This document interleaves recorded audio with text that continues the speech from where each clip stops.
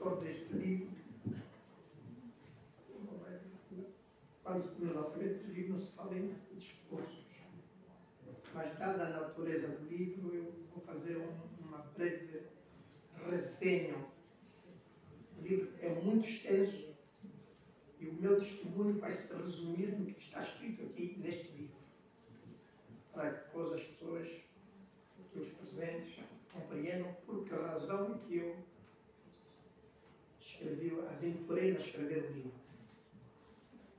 Então peço aos senhores um pouco de paciência, porque vou demorar um bocadinho para descrever os factos que estão aqui relatados e para compreender melhor por que razão é que eu escrevi o livro. Como disse aqui o meu amigo Fuso, eu entrei para o MPLA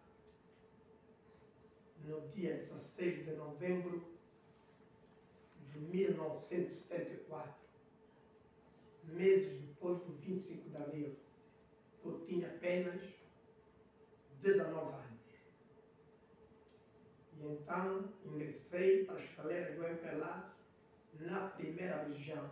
Infelizmente, a região que teve como base o tal dito fraccionismo, cujos líderes toda a gente conhece: Dito Alves, Monstro Imortal, Bacalhau, Sihanouk e tantos outros.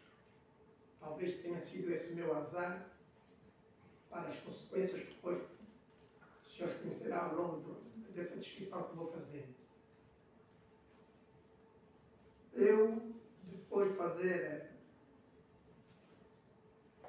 a recruta no Certo Atobola, depois fui para o Cerro Mocenga, por outras vicissitudes que não vou aqui descrever porque são muito longas, fui parar para a 9ª Brigada na Companhia de Reconhecimento e Blindagem, onde me especializei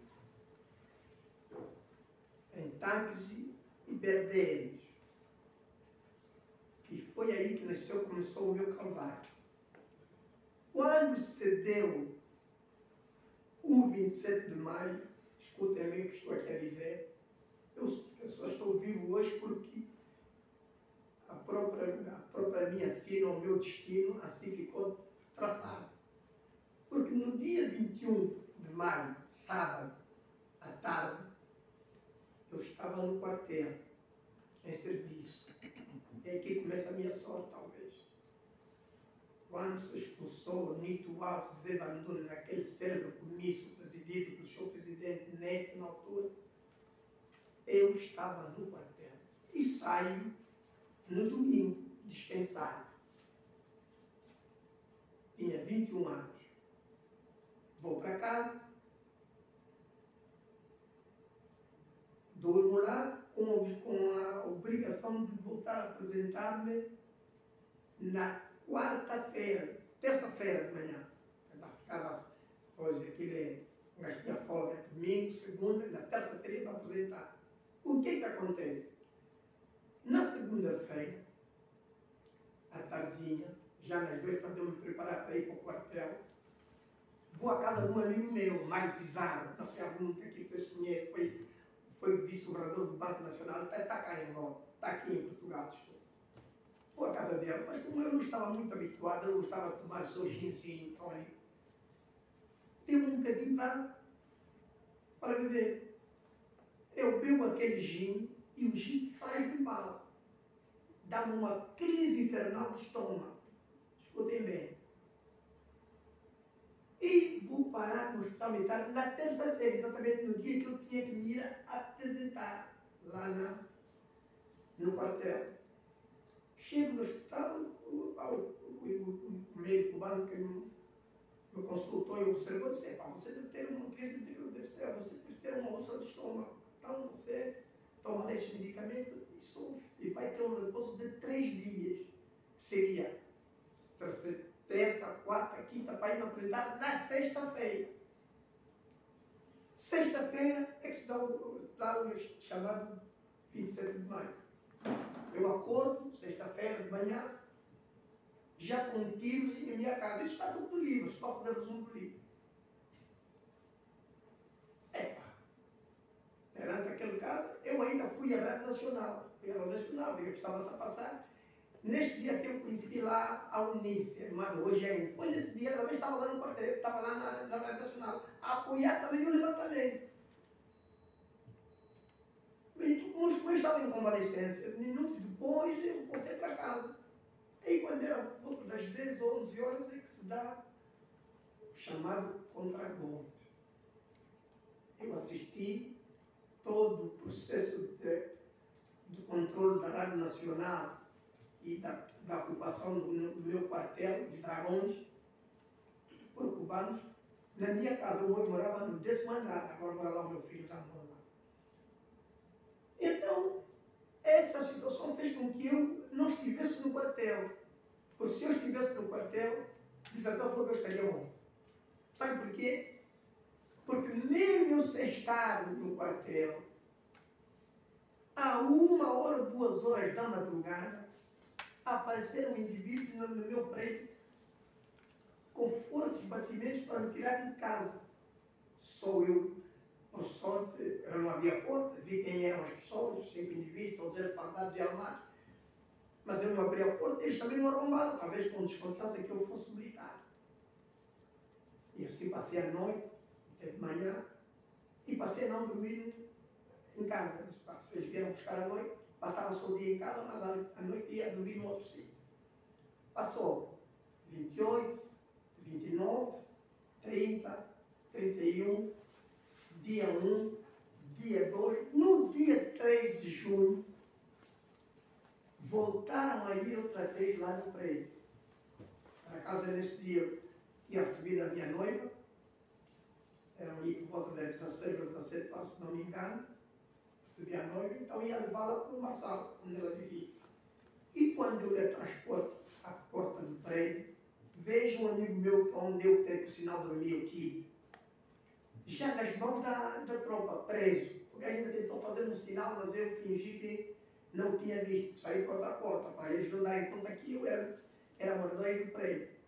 Rapidamente levei a miúda até ir na Avenida Brasil, despedi-me dela e avisei-a, disse que as coisas estão boas, se eu não voltar a procurá-la, é porque já fui preso. E diga certo, quando eu volto, aí por volta de 10 a 9 horas, o porteiro diz, olha, foram à sua casa e estavam à sua procura. Epa, então subi rapidamente, cheguei em casa e vi a casa toda arrombada.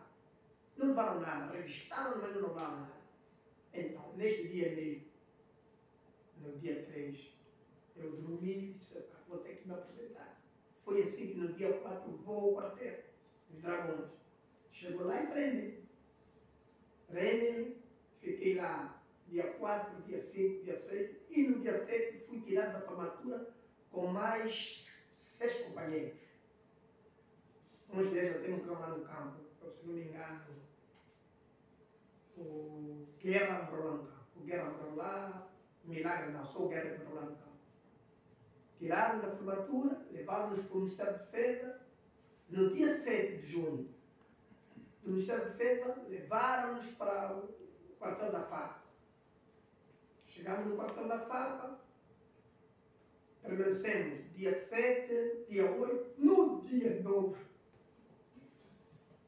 por volta das 11 horas, selecionaram-nos e levaram-nos para a pista do aeroporto. Já estava lá um Boeing, 100 bancos. Meteram-nos no avião e descolamos para destino incerto. Nós não sabíamos para que sítio ia. Voamos aí 1h10 aterramos no aeroporto. Por acaso, o Tiago Francisco Neto, um indivíduo que ainda está vivo, parece que ele tinha feito o treino militar lá nos Cercasais, e ele disse, pá, Michel, aqui é Noruega. Eu vejo assim nas frestas, pá. E o aeroporto estava completamente cercado. Começamos a desconfiar, pá. Porque quando nós fomos meter nos aviões, este aspecto é importante. O capitão Bagoro, um gato da primeira região, que eu conheço bem, ainda está vivo, disse-nos que nós iríamos para um Mochico mais para substituir unidades militares que tinham se deslocado para Luanda para tomar conta da situação em função do alegado golpe que eles invocaram. Mas quando chegamos no aeroporto, a situação era completamente diferente. Ficamos todos, o aeroporto estava todo cercado.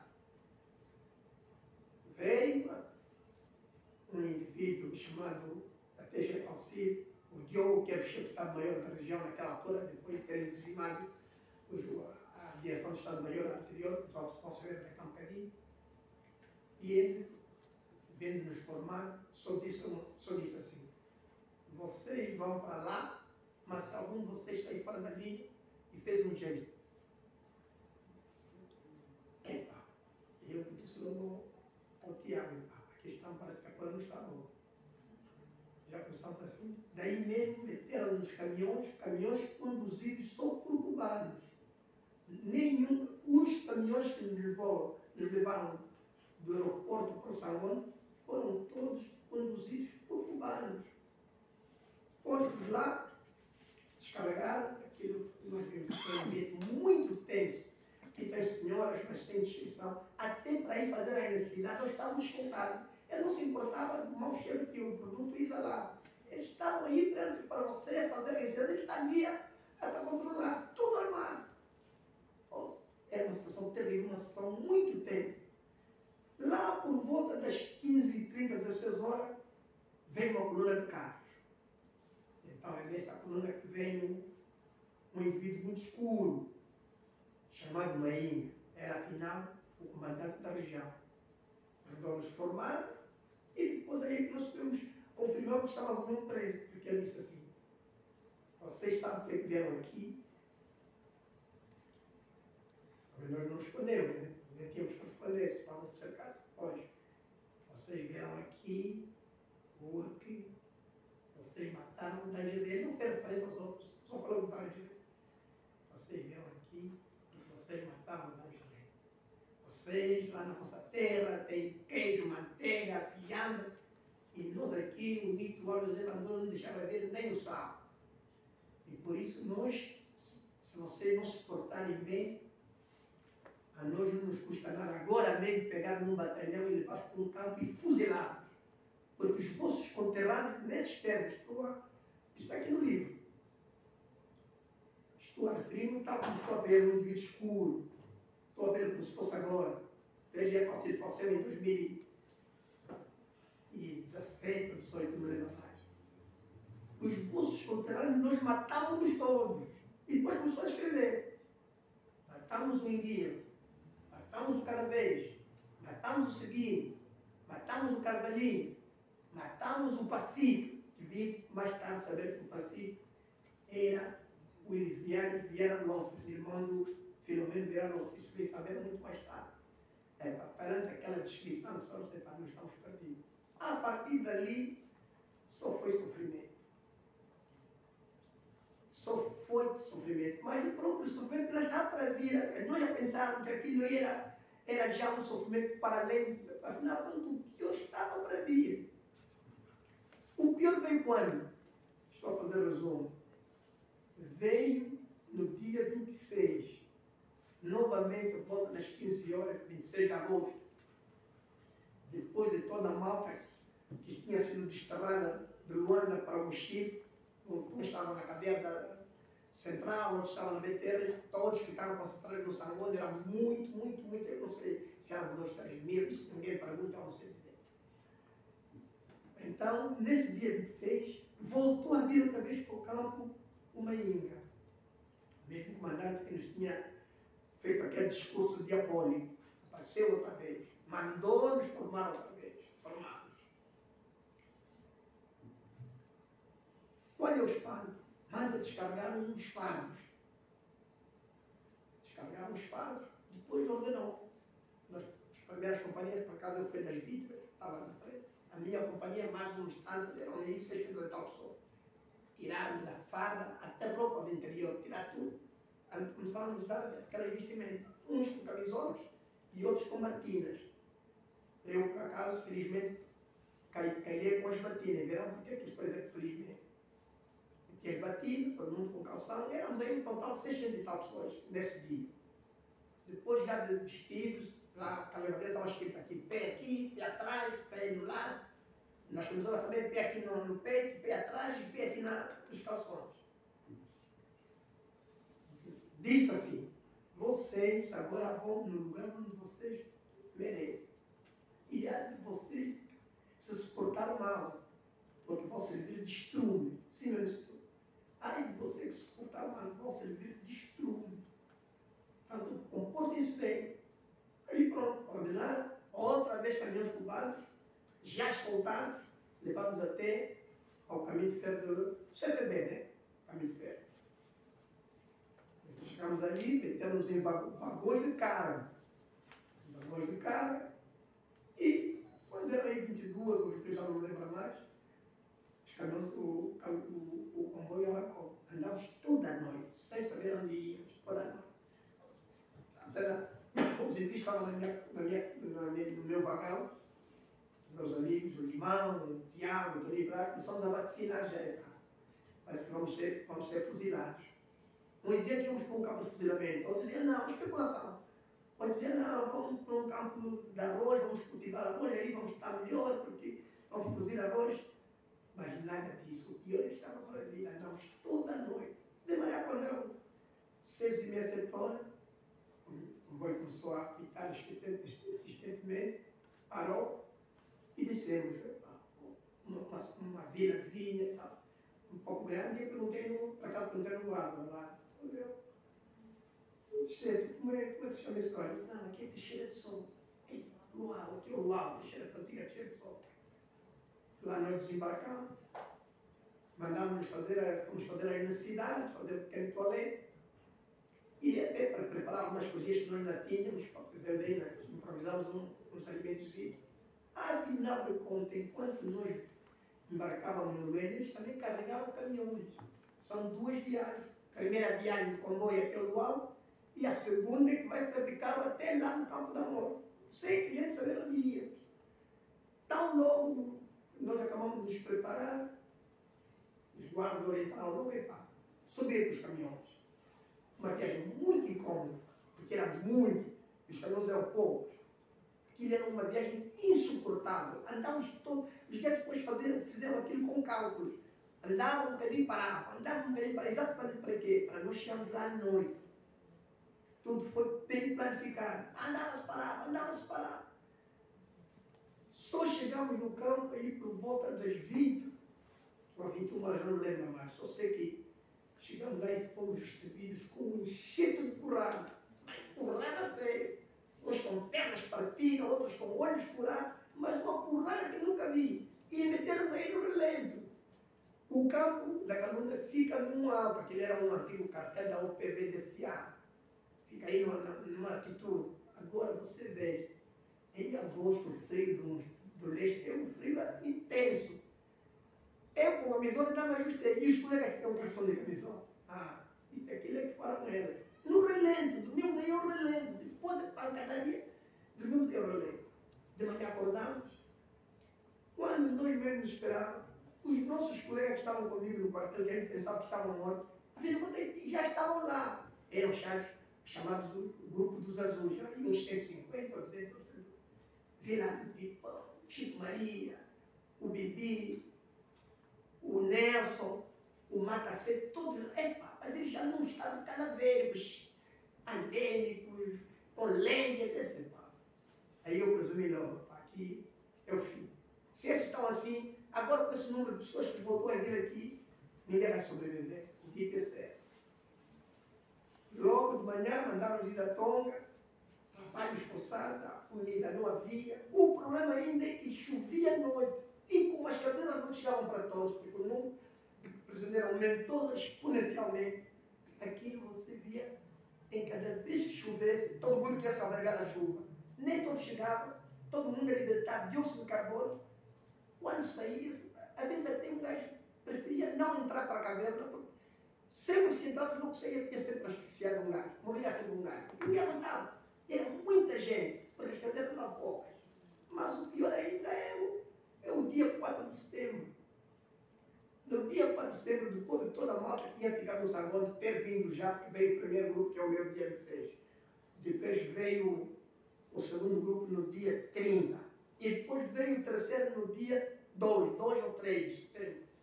Depois de todos concentrados, os gajos planificaram um fuzilamento público em comício. Fuzilamento público. No dia anterior, no dia 3, fomos a Tonga, né, que é trabalho forçado, com aquela fila enorme. Já tardinha, depois de cada um, porque aquilo era por empreitadas, uns cortaram em pausa, outros a cortar, outros a lavar. Vejo um chefe do campo vir com um miúdo com a mão sangrada. Tinha dado um tiro da mão, a dizer que ele queria fugir para um miúdo com 16 anos, era daqueles pioneiros que entravam para as FAP na Togo, 16 anos. Miúdo meio franguinho, não sei, não me lembro bem de que unidade que eu mas era desbatido, era do meu grupo. Olha, apanhei este gajo a fugir para a Zâmbia, então dei-lhe um tiro e amanhã não vamos fuzilar o gajo. Afinal de contas, o gajo tinha já um plano. Sábado, no dia 4 de domingo, dia 3 foi o sábado, no dia 4 de domingo, começo. Todos nós concentrados, populações, vieram todas as populações para assistir. Comício. No comício, gosto de umas palavras de ordem. Olha, esses gajos, o comissário comunal, que é o gajo mais tenebroso que eu vi, tribalista, até não sei poder, mas esses gajos em Luanda, cada um tinha um avião, um carro, comiam pão com fiambre, esses gajos mataram um cangelé, e por isso vamos fuzilar já mesmo um gajo desse. Mas como não era só aquele rapazinho, queriam fuzilar mais um. Tiraram o primeiro gringo, um gajo dos comandos, até o sujeito branco, meu amigo até hoje, ainda está em lá. Tiraram o gringo. Ai, pai, esse gajo é que nos bombardeava, porque o gringo tinha aqui umas tatuagens aqui, comando, não sei o que. Ele era tropa colonial de comando, tinha aqui umas tatuagens. O gajo, olha esse gajo, está vendo? Esse gajo é que nos bombardeava aqui, vamos fuzilar o gajo. Então, era o gringo que havia de ser fuzilado, mais esse rapazinho. Só que passaram os momentos, mudaram de dizer para lá. Não vamos fuzilar esse gajo, porque esse gajo é português, vamos trabalhar na casa do gajo, vamos fuzilar outro gajo, vamos tirar outro gajo. E no lugar deles, tiraram o Andris. Assim, aleatoriamente. Tiraram o Andris, mais aquele miúdo, até deram um cigarro para fumar, um miúdo muito descontraído, já ciente mesmo que havia de morrer de estar. A população que via aquilo, muita gente reprovava, mas alguns aplaudiam, batiam palmas, sei lá. Mas para tirarem esse miúdo, o Andrés, foi preciso um exercício. Vivia abaixo para Calova, não havia abaixo. Abaixo litoral, abaixo. Vivo o presidente Neto Vivo. Mas como todo mundo respondia bem, tiveram que inventar uma história. E o miúdo teve azar. Disseram não, o próprio comissário comunal. Então eu disse, quando disse abaixo, viva o Bacalhau, abaixo o Bacalhau, ele disse viva. O país não, eu disse viva. Eu disse abaixo. Não, você disse viva. Toda a refilar. Tirou o nome da formatura. Puta amor. Dali mesmo, eu, Ambrosio, aquele rapazinho, fuzilamento. E fomos obrigados a assistir. Fomos obrigados a assistir um fuzilamento. Preparando uma companhia de serviço de vídeo, sem venda na cara nem nada.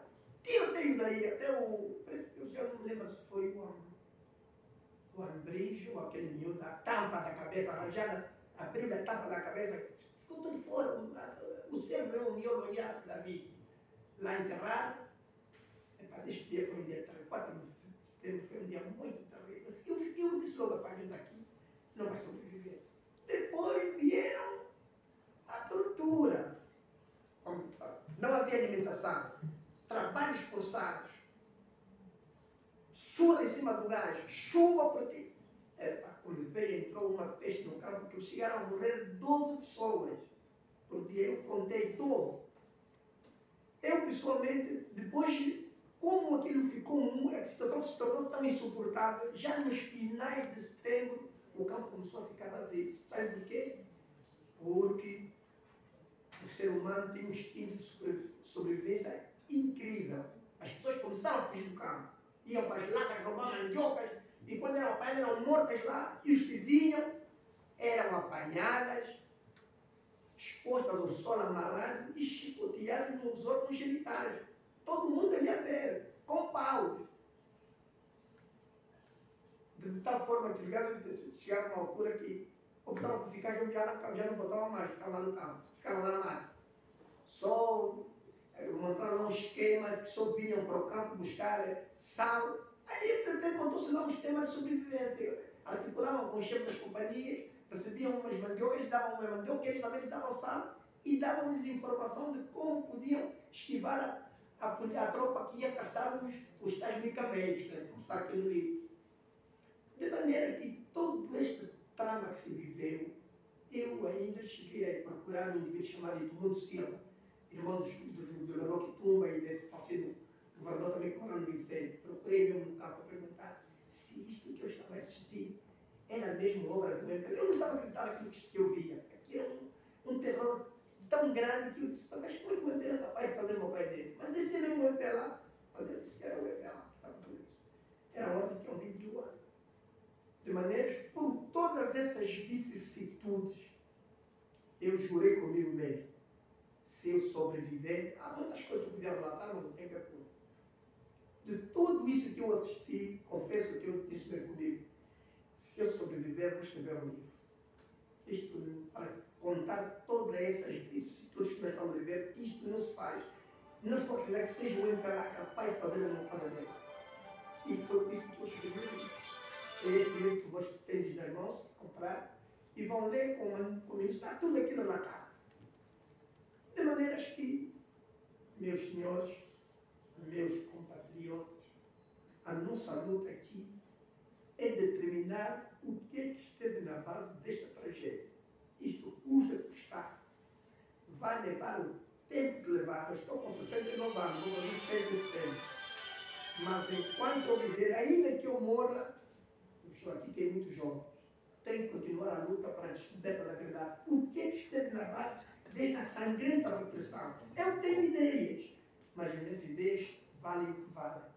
O importante é que se crie mesmo, todo mundo tem que pressionar, e não é isso que a Ana ia fazer da Civicop lá com essa farsa das ossadas, não. Teremos mesmo que forçar o governo a abrir as mãos e criar uma comissão da verdade para se determinar os contornos que estiveram na base desta tragédia, fundamentalmente aquilo que eu vi lá no campo.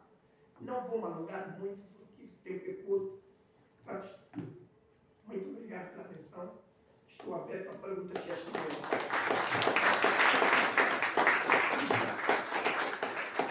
Obrigado, Michel. Michel está disponível para questões que queiram colocar e tem sempre um exercício que temos feito nos nossos encontros. Quem quiser colocar alguma questão.